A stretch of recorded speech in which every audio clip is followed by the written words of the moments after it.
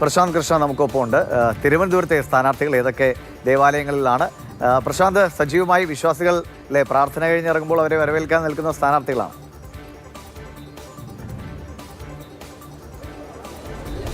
ക്രൈസ്തവ ദേവാലയങ്ങളിൽ ഇന്നിപ്പോൾ തെരഞ്ഞെടുപ്പ് കാലം ആയതുകൊണ്ട് തന്നെ ഇന്നിപ്പോൾ പരമാവധി വോട്ടർമാരെ കാണാനുള്ള ഒരു അവസരമാണ്. പാറ്റൂരിലെ മർത്തോമ പള്ളിയിൽ രണ്ട് സ്ഥാനാർത്ഥികളുടെ കൂടിക്കാഴ്ച തന്നെ ഉണ്ടായി. കാരണം തിരുവനന്തപുരത്തെ UDF സ്ഥാനാർത്ഥി CP ജോണും കഴക്കൂട്ടത്തെ BJP സ്ഥാനാർത്ഥി V മുരളീധരനും ഈ പള്ളിയിലെത്തി വിശ്വാസികളെ കാണുകയാണ്.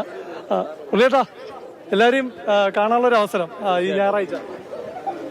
തീർച്ചയായിട്ടും ഞായറാഴ്ച നമ്മുടെ ക്രൈസ്തവ സഹോദരന്മാരുടെ പ്രാർത്ഥനയുടെ ദിവസമാണ്. അവരെല്ലാവരും ഒരുമിച്ച് വരുന്ന ഈ സന്ദർഭത്തിൽ അവരോടൊപ്പം എല്ലാവർക്കും, സമൂഹത്തിലുള്ള മുഴുവൻ ആളുകൾക്കും സന്തോഷത്തിന് വേണ്ടി, അവരുടെ ആരോഗ്യത്തിന് വേണ്ടി ഉള്ള പ്രാർത്ഥന, ആ പ്രാർത്ഥനയിൽ പങ്കാളിയാവുക എന്നുള്ളത് അതിൻ്റെ ഭാഗമായിട്ടാണ് ഞാനിവിടെ എത്തിയിട്ടുള്ളത്. അപ്പോൾ എല്ലാവർക്കും ആശംസകൾ നേർന്നു. എല്ലാവരെയും കണ്ടു. ഇങ്ങനെയുണ്ട് കഴക്കൂട്ടത്തൊരു പോരാട്ടം. ഇത്തവണ കഴിഞ്ഞ തവണക്കാലം ഒരു എല്ലാ വർഷവും കഴക്കൂട്ടം ഒരു ശക്തമായ ത്രികോണ മത്സരത്തിലേക്ക് പോവുകയാണ്. ഇത്തവണ UDF ഇപ്പം ശരത്ചന്ദ്ര പ്രസാദ് ഒരുപാട് കാലത്തിന് ശേഷം ആ മണ്ഡലത്തിലൊരു ശക്തമായൊരു മത്സരം വരുന്നു. എങ്ങനെ കാണുന്നു? അവിടുത്തെ പ്രധാന ചർച്ചാ വിഷയങ്ങൾ എങ്ങനെയുണ്ട്? നല്ല ഒരു ഫൈറ്റാണ് അവിടെ നടക്കുന്നത്. നല്ലൊരു ശക്തമായിട്ടുള്ള ത്രികോണ മത്സരമാണ് നടക്കുന്നത്. അതേസമയത്ത് കഴക്കൂട്ടത്തിന്റെ നിരവധി വികസന പ്രശ്നങ്ങളുണ്ട്. കുടിവെള്ളം ഒരു രൂക്ഷമായിട്ടുള്ള പ്രശ്നമാണ്. പൊട്ടിപ്പൊളിഞ്ഞ റോഡുകൾ നിരവധിയുണ്ട്.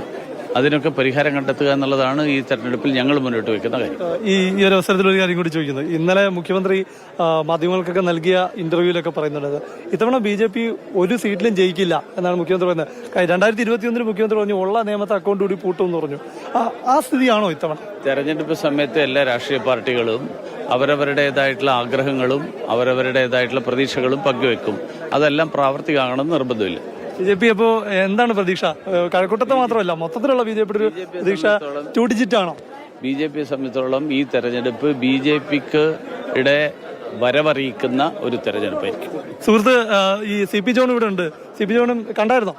CP ജോൺ കണ്ടിരുന്നു. CP ജോൺ വേറെ മണ്ഡലത്തിൽ മത്സരിക്കുന്നു. ഞങ്ങൾ തമ്മിൽ ഫൈറ്റ് ഇല്ല. അതായത് CP ജോണും മത്സരത്തിൽ ഇവിടെ തിരുവനന്തപുരം മണ്ഡലത്തിലാണ്. അപ്പോൾ അദ്ദേഹം ഇവിടെ വിശ്വാസികളെ വോട്ട് ചോദിച്ചുകൊണ്ടിരിക്കുകയാണ്.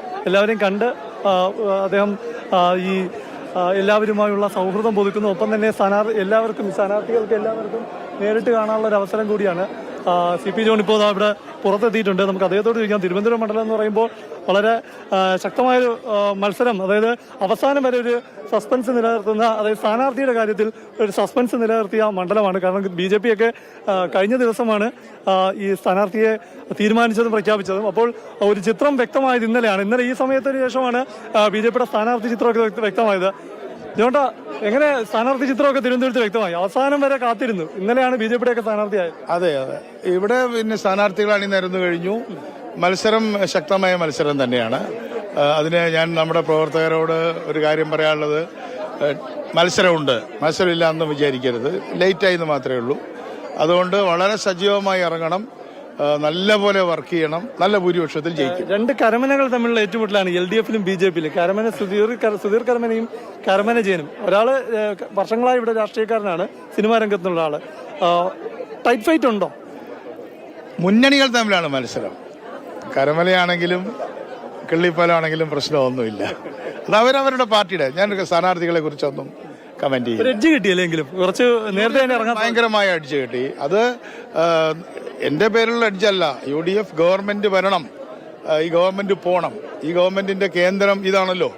അപ്പൊ ഈ സ്ഥലത്ത് ഈ ഗവൺമെന്റ് വേണ്ട എന്നതിന്റെ എഡ്ജാണ്. പിന്നെ ഇടതുപക്ഷ ജനാധിപത്യ മുന്നണിക്കകത്തും യഥാർത്ഥ കമ്മ്യൂണിസ്റ്റുകാര്, എന്താ പറയുക, ഗുഡ് കമ്മ്യൂണിസ്റ്റ് എന്ന് ലീഷാബാജിയൊക്കെ പറഞ്ഞ പോലെ, അവര് വളരെ ഡിജക്റ്റഡ് ആണ്. അതാണല്ലോ കണ്ണൂരൊക്കെ പൊട്ടുന്നത്. അപ്പൊ അവരിത്തവണ അവരുടെ പാർട്ടി ഒന്ന് ശുദ്ധീകരിക്കപ്പെടണമെങ്കിൽ ഒന്ന് നന്നായിട്ട് തോൽക്കണം. പഴയ കമ്മ്യൂണിസ്റ്റുകാരൻ CMP ആയി UDFിൽ മത്സരിക്കുമ്പോൾ CPMന്റെ കാൻഡിഡേറ്റ് ഇല്ലാത്തതുകൊണ്ട് തന്നെ കമ്മ്യൂണിസ്റ്റ് വോട്ടുകളും പ്രതീക്ഷിക്കുന്നു. അങ്ങനെ ഞാൻ അങ്ങോട്ട് തുറന്ന് പറയാം, അല്ലെങ്കിൽ അവരോട് ഞാൻ റിക്വസ്റ്റ് ചെയ്യാണ്. അവർക്ക് തന്നെ എന്നോട് പറയും, ചിലരൊക്കെ പറയുന്നുണ്ട്, നമ്മുടെ പാർട്ടി നന്നാവണമെങ്കിൽ ഒന്ന് തോൽക്കണം. ചിഹ്നമില്ലാത്തൊരു അഡ്വാൻറ്റേജ് ആണ് അല്ലേ? എന്നൊന്നും ഞാൻ പറഞ്ഞില്ല. എങ്ങനെയുണ്ട് ഇവിടെ പള്ളിയിലെ ഒരു സമ്പർക്കമൊക്കെ? എങ്ങനെയുണ്ട്? പള്ളികളിൽ പോകുന്നുണ്ട്. ഞാൻ ഇന്നിപ്പോ പത്മനാഭസ്വാമി ക്ഷേത്രത്തിന്റെ ചുറ്റുമുള്ള ആചാരങ്ങളിലാണ് ആദ്യം ഇവിടെ വി മുരളീധരൻ ഒരുമിച്ചുണ്ട്. അപ്പോ സുഹൃത്തുക്കളൊക്കെ അല്ലേ? അതെ അതെ, പണ്ട് ഒരുമിച്ച് സൗഹൃദമൊക്കെ ഇവിടെ വെച്ച് ഇവിടെ ഇപ്പോ പാറ്റൂർ പള്ളിയിൽ കാണുന്നത് രണ്ട് ഇവിടെ വിശ്വാസികൾക്ക് മുന്നിൽ BJPക്ക് വേണ്ടിയും UDF വേണ്ടിയുമുള്ള വോട്ട് രണ്ടുപേർ ഇവിടെ വിശ്വാസികൾക്ക് മുമ്പ് രണ്ട് പാർട്ടികൾക്ക് വേണ്ടിയുള്ള വോട്ട് അഭ്യർത്ഥനല്ലേ? അത് രണ്ട് മണ്ഡലമാണെന്നുള്ള കുഴപ്പമില്ല. രണ്ട് മണ്ഡലമായിട്ട് കുഴപ്പമില്ലെന്നാ CP. അതെ, അത് തന്നെയാണ് ഞാനും പറഞ്ഞത്. കൺഫ്യൂഷൻ ഇല്ല. കാരണം അതുകൊണ്ട് ഞങ്ങൾക്ക് രണ്ടുപേർക്കും വിജയാശംസകൾ നേരുന്നതിനും ആർക്കും ബുദ്ധിമുട്ടില്ല. എളുപ്പമുണ്ട്, പ്രശ്നമില്ലല്ലോ. അതെ അതെ. എങ്ങനെ അപ്പോ പരസ്പരം വിജയാശംസ നേർന്നിട്ടുണ്ടോ? സ്നേഹം, പരസ്പര സ്നേഹം മാത്രം, അത്രേ ഉള്ളൂ. അത് ഇപ്പോഴത്തെ അല്ല, അതൊരു 10-40 കൊല്ലമായിട്ടുള്ള ഇത് തെരഞ്ഞെടുപ്പുമായിട്ട് ബന്ധമുള്ളതല്ല.